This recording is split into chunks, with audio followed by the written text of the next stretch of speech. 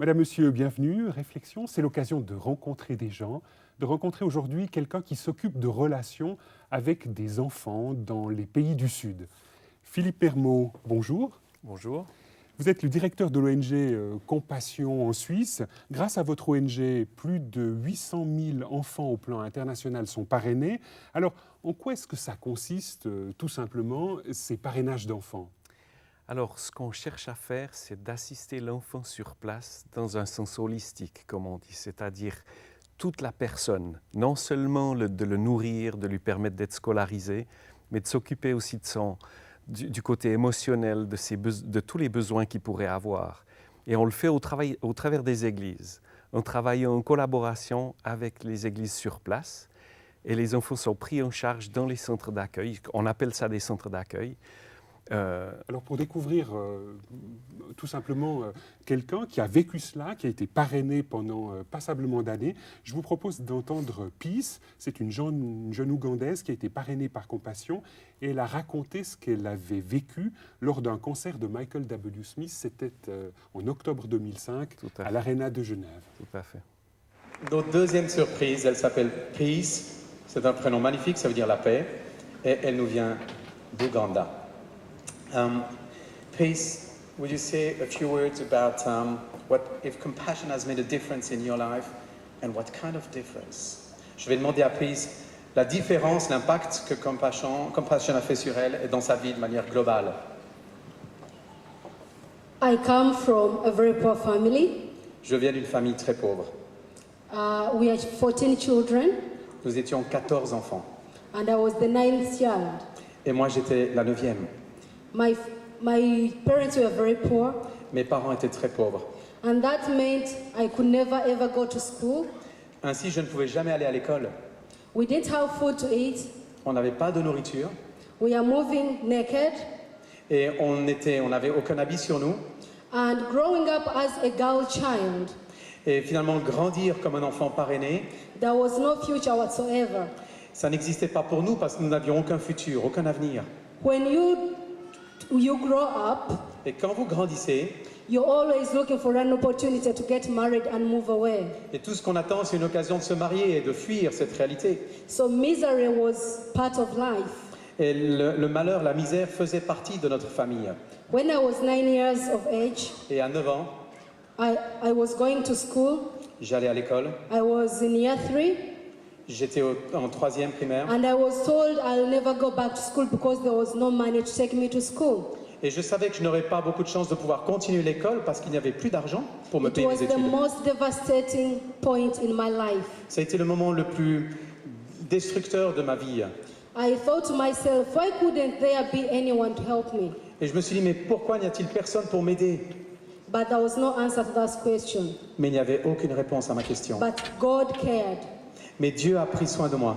During that time, there was a compassion group coming, registering the most needy children in our village. Et un groupe de compassion est venu enregistrer tous les enfants qui étaient dans le besoin et qui avaient le plus besoin de ce ministère dans leur village. And I was registered and got a sponsor. Et je suis allé me renseigner pour ce sponsoring, ce parrainage. And that was the turning point in my life. Et j'ai été enregistré et ça a été le tournant de ma vie. That meant I would go to school. Cela voulait dire que j'irais à l'école. I would have food to eat. Que j'aurais de la nourriture. I would have medical attention. Et que j'aurais des soins, on me procurerait des soins. And life has never remained the same. Et la vie a changé, n'est jamais restée la même à ce moment-là. It's because of one decision a man made in Canada. Parce qu'un homme un jour, après la décision au Canada, who looked into my eyes and saw the need I had. Il avait vu mon regard sur une photo, il avait vu le besoin qui était dans mon cœur. Reached out his hand and saved me from the raging storm of poverty. Et il a étendu sa main jusqu'à moi et il m'a sauvé de la pauvreté. And that is the testimony of what you see right here. Et ça, c'est le témoignage de celle qui se tient devant vous ce soir. Thank you, please. Philippe Mermot, lorsqu'on entend un tel témoignage, c'est tout à fait bouleversant. On a l'impression que vous jouez finalement un rôle tout à fait décisif dans de nombreuses vies d'enfants sur la planète. Tout à fait, il y a énormément d'enfants qui pourraient raconter exactement la même chose que Peace, qui ont leur vie qui a été complètement transformée. Les sortir de la pauvreté, des griffes de la pauvreté comme ça leur donne une espérance dans un monde meilleur. la chance de pouvoir avoir une éducation, la chance de pouvoir avoir un travail plus tard et de pouvoir prendre soin de leur famille aussi. Et comment est-ce que vous choisissez ces enfants? Quels sont les critères qui interviennent dans le choix? Les enfants sont choisis par un comité de parrainage, comme on appelle dans les centres d'accueil, qui vont chercher dans leur entourage, dans le quartier, dans le village. Donc il y a chaque fois un centre d'accueil qui est là, dans une région. Donc il faut ce centre, ça garantit, j'imagine, un peu de sérieux. Absolument. Et à partir de là, vous construisez tout un réseau d'enfants parrainés. Voilà, et ces gens vont chercher dans les quartiers les enfants les plus nécessiteux. Eux connaissent, ce sont des gens du coin, de l'endroit, et ils connaissent tout à fait la situation des enfants les plus nécessiteux. Et d'où viennent les parrains et les marraines? Alors, c'est ce que nous faisons. Nous sommes 10 pays partenaires qui cherchons des parrains comme cela, en proposant les enfants qui sont à parrainer des 24 pays de là où nous travaillons. Et nous cherchons à trouver des gens qui vont s'intéresser à quelqu'un à l'autre bout du monde. Alors je vous propose quelques images maintenant qui vont nous permettre de voir comment est-ce qu'un couple de parrains, parrain-marraine, ici en Suisse, s'est mobilisé et allé jusqu'au Honduras pour découvrir l'enfant parrainé. Très bien. Je suis super contente que vous veniez me trouver. Je ne sais plus exactement où c'est. Verrez con los brazos abiertos. Je vous attendrai avec les bras grands ouverts. Parce que je me réjouis de vous connaître en personne. Moi aussi. Et nous donc. También.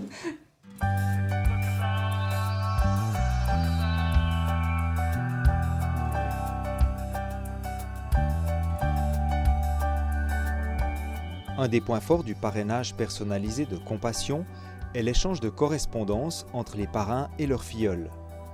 Depuis près de 3 ans, Christine et François Raymond écrivent régulièrement à Édile. Pour l'enfant, c'est une des choses les plus précieuses de son parrainage. Mais il y a aussi le rêve partagé de la plupart des parrains, et en particulier de leurs filleuls, de pouvoir un jour se rencontrer.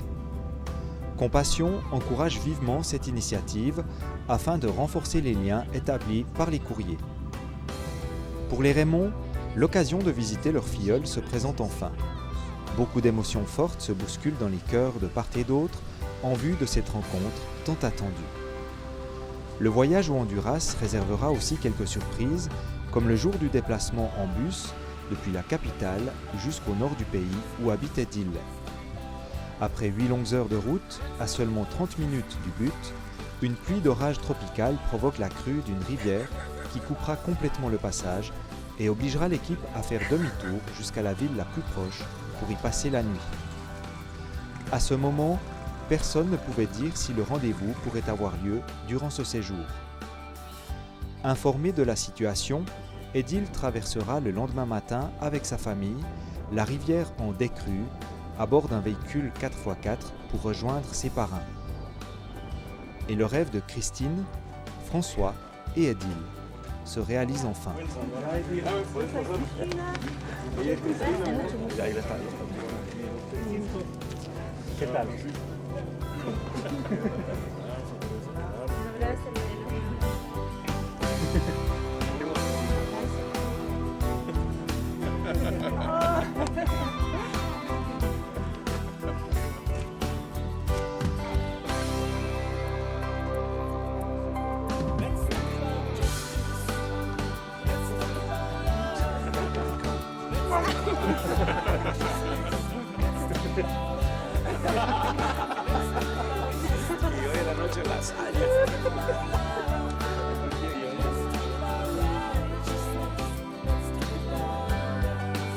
François et Christine, vous venez de rencontrer Édile et on aimerait bien participer avec vous à ce que vous avez ressenti, si vous voulez nous en dire quelques mots. Beaucoup d'émotions, bien sûr. Presque des larmes. On s'est retenu un petit peu parce qu'il y avait beaucoup de monde autour.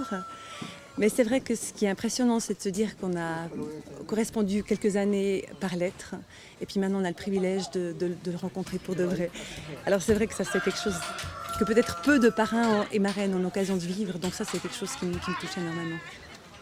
Merci. Et puis François, quelles sont tes impressions? C'est vrai que ça fait drôle de voir ce petit gars en vrai, parce qu'on a vu que des photos, on a vu que son écriture, c'est tout ce qu'on connaissait un peu de lui, quoi. Puis de le voir en vrai comme ça, son sourire, puis sa famille, c'est quelque chose de magique, quoi. Il sait déjà ce qu'il veut faire dans la vie? ¿Y sabes lo que quieres hacer después de la escuela?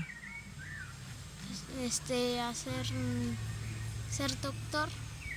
Est-ce que toi tu aimes les études, tu aimes apprendre ou c'est difficile? ¿Te gusta estudiar, te gusta aprender o es muy difícil para ti?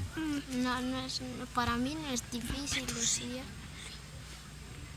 No es tan difícil entonces. No. Ah, ce sera facile pour lui d'être médecin. Te seguiré, Jesús, te seguiré, donde tú irás, te seguiré, Jesús, donde tú irás, te seguiré.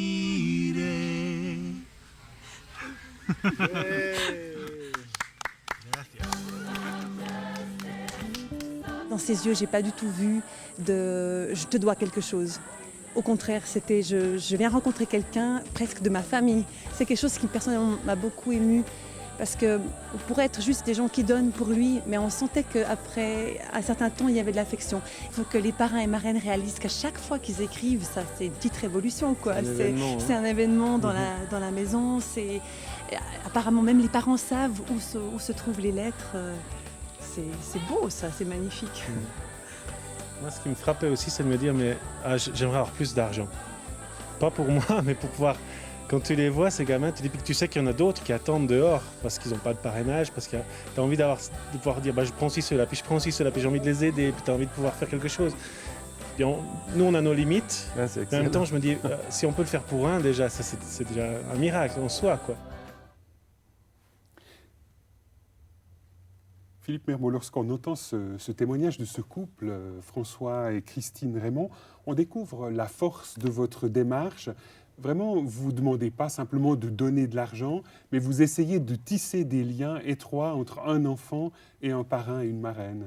Voilà, tout à fait. Le but, c'est d'essayer de créer cette synergie pour qu'il y ait un partage. Et vous savez, je crois qu'autant les parrains sont bénis que les enfants. Les enfants sur place, bien sûr, reçoivent toutes sortes de prestations et de services en fonction du parrainage qu'ils reçoivent et des finances qui sont données par le parrain. Mais le parrain aussi commence de l'autre côté à réaliser la réalité de l'enfant par les partages, par les lettres, par l'enfant qui écrit sa situation. On voit des situations régulièrement de partage qui vont jusqu'au point où les gens sont transformés, les vies sont transformées. Des exemples d'enfants qui disent que quand il pleut, ils ont de l'eau qui coule au travers du toit et qui viennent sur leur lit. Et les parrains qui achètent une maison pour l'enfant. Parce que c'est vrai que dans le tiers-monde, pour 300 francs ou 400 francs, vous pouvez construire une maison. Donc finalement, il y a vraiment des liens de solidarité là qui se tissent entre chrétiens, j'imagine, entre le Nord et le Sud. Alors tout à fait. Ce qu'on fait, c'est qu'on demande aux gens ici de partager au niveau de leur foi aussi, si bien sûr ils sont croyants. Ce n'est pas obligatoire d'être croyant pour être parrain de compassion. Mais les enfants sur place sont pris en charge par des églises. Et c'est des enfants qui viennent de différentes religions aussi, musulmans, hindouistes et autres, qui ont la possibilité de venir dans des églises chrétiennes et de recevoir un enseignement chrétien. Et c'est l'espérance de Jésus-Christ qui transforme les vies, autant pour les parrains que pour les enfants. Alors, vous bénéficiez de soutiens internationaux tout à fait conséquents. Il y a notamment, il y a de ça quelques années, le king actuel de la pop chrétienne aux États-Unis, Michael W. Smith, qui est venu en 2005 dans le cadre d'un concert et il s'est engagé de manière très directe aux côtés de Compassion. Alors, je vous propose une séquence avec lui. Tout à fait. J'ai reçu une lettre de nouvelles de Compassion il y a environ 17 ans. En fait, lors d'une première entrevue, j'ai d'abord dit non parce que je ne connaissais rien de tout cela. Mais j'ai fini par me dire que j'allais parrainer un enfant, ce que j'ai fait. 6 mois plus tard, je suis allé en Amérique du Sud, en Équateur, pour visiter ma filleule et j'ai pu voir le résultat du travail de Compassion sur place. Ça m'a vraiment bouleversé. C'était la chose la plus incroyable que j'ai vue dans ma vie. Lorsque je suis revenu d'Amérique du Sud, j'ai tout de suite pris la décision de devenir porte-parole de cette organisation. J'étais tellement impressionné. Ils font vraiment quelque chose de remarquable. Ils font ce qu'ils disent. Et à mon tour, c'est ce que je fais aussi depuis 17 ans et j'aime le faire.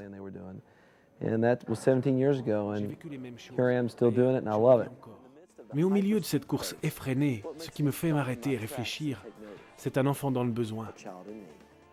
Arrêtez-vous juste un instant et réfléchissez. Et si vous pouviez changer la vie d'un enfant? Et s'il y avait un moyen facile de suivre l'appel du Christ en aidant un enfant pris dans le piège de la pauvreté? Est-ce que vous êtes toujours en relation avec la petite fille que vous avez parrainée au début? Yeah, from time to time. It's been about a year now, because now she's out of the program. Oui, de temps à autre, mais moins depuis une année, parce qu'elle est sortie du programme. Et maintenant, elle s'est mariée et elle a un enfant. Je l'ai parrainée pendant 12 ans, depuis l'âge de 6 ou 7 ans. Lorsqu'elle a obtenu son diplôme, je suis même allé assister à la cérémonie. Vous savez, elle n'a jamais eu de père.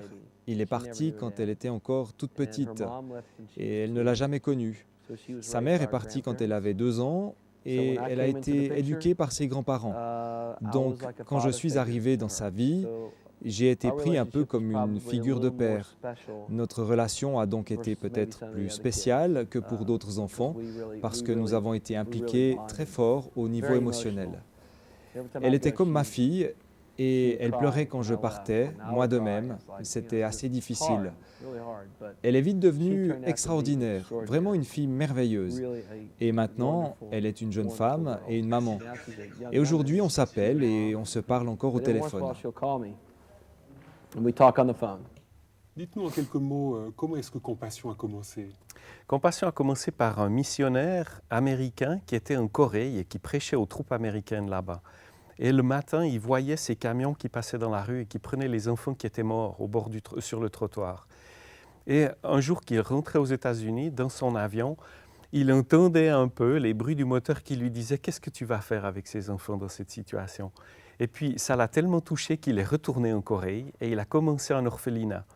Puis il s'est rendu compte très vite qu'il avait peu de moyens pour pouvoir s'occuper d'enfants parce qu'il y en avait énormément qui avaient besoin d'aide. Et il a demandé à des églises aux États-Unis de commencer de parrainer des enfants. C'était en 1952. Et depuis ce moment-là, la Corée a commencé de parrainer, puis c'était le premier pays où Compassion était actif. Et puis au bout de quelques années, il est rentré aux États-Unis pour se dire je serais plus utile à être aux États-Unis et à chercher plus pour développer. Voilà. Et à ce moment-là, le Canada s'est inscrit avec Compassion USA. Ils ont commencé ensemble, et puis quelques temps après, l'Australie, la Nouvelle-Zélande. Et la Suisse? Et la Suisse, ça fait que depuis 2003 que nous sommes partis de cette famille de Compassion. Et à ce jour, on parraine déjà 3100 enfants. Ce qui m'impressionne, c'est la relation de proximité qui existe entre les gens. Et c'est vrai que quand on sait qu'au bout du monde, on a quelqu'un qu'on parraine, j'imagine que ça incite de manière directe à donner. Est-ce que, quand même, cette aide du 1 à 1 n'a pas certaines limites? Parce que, somme toute, par rapport à ces enfants, vous touchez difficilement l'infrastructure générale de leur société. Tout à fait. C'est la différence qu'on peut retrouver. C'est la spécificité de Compassion. On s'intéresse à la personne, à une personne. Mais est-ce que ça n'a pas des limites, parfois? Tout à fait, ça a des limites. Parce qu'il y a des milliers et des millions d'enfants qui ont besoin d'assistance. Et on n'en parraine que 800 000, comme on disait au début. Est-ce que parfois, vous essayez aussi, non pas simplement de soutenir les enfants, mais que dans une infrastructure donnée, tenter de promouvoir un mieux-vivre qui soit communautaire, qui soit pour tous, et pas rien que pour des enfants? Alors tout à fait, ça se fait au travers de l'Église, puisque comme je vous ai dit, on travaille avec une Église locale qui a le centre d'accueil pour les enfants, et dans le cadre des activités de l'Église, les familles sont invitées, et ça déborde sur toute la communauté avec des possibilités d'enseignement sur l'hygiène, sur comment ne pas mettre le feu à leur maison, sur toutes sortes de bénéfices que les familles directes des enfants parrainés et leurs voisins peuvent bénéficier au travers de ces programmes. Alors je vous propose une nouvelle séquence où on va vous voir en tant que Compassion à l'œuvre sur le terrain, c'est au Honduras. Très bien.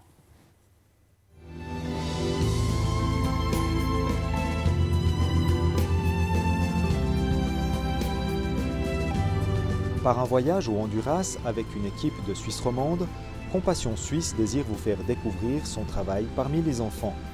Ceci n'est qu'un exemple de l'engagement de Compassion internationale dans 23 pays du tiers-monde en faveur de 650 000 enfants à ce jour. Le ministère de Compassion se distingue parce qu'il est centré sur Christ, en collaboration avec l'Église et centré sur l'enfant. Le cœur de l'action de Compassion permet à l'enfant d'être scolarisé, de recevoir un suivi médical, d'établir une relation avec un parrain, d'apprendre à avoir confiance en lui et d'entendre la bonne nouvelle de Jésus-Christ. Chacun de ces enfants il est là parce qu'il y a quelqu'un qui a dit voilà, moi je vais m'en occuper, je vais faire ce versement.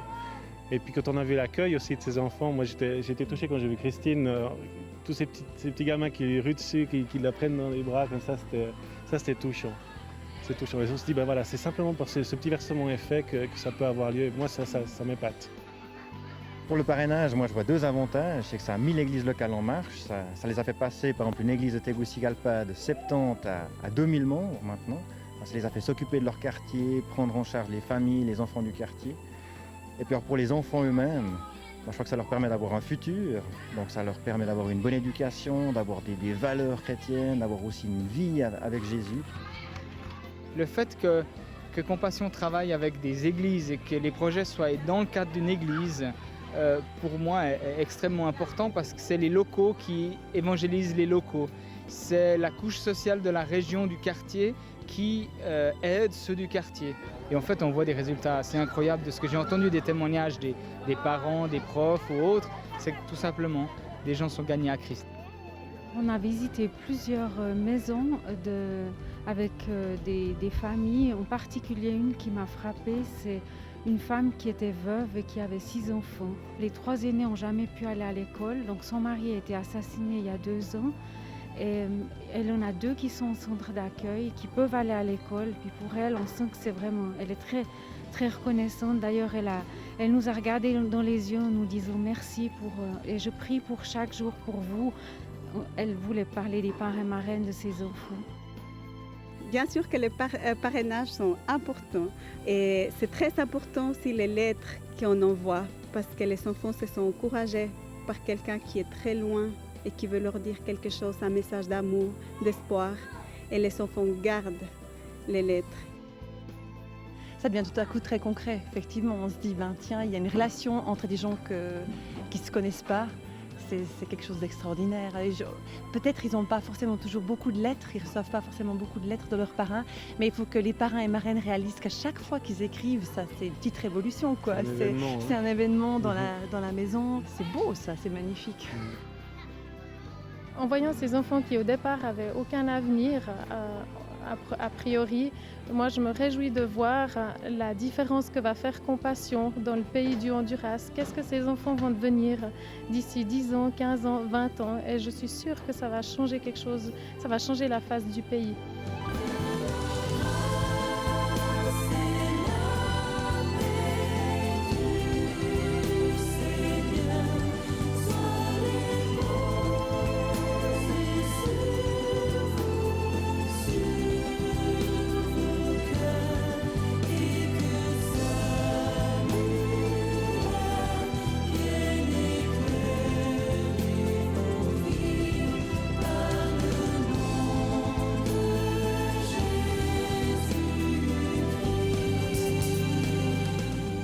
Voici quelques mots de Alan, 18 ans, au terme de son programme de parrainage qui a duré 13 ans.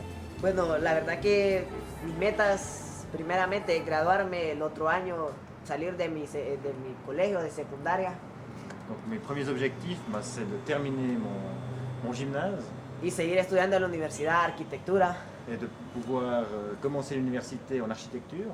Tal vez cuando me gradúe, ustedes me contraten ahí. Peut-être bien que quand je serai en architecte diplômé, vous prendrez mes prestations. Bueno, gracias.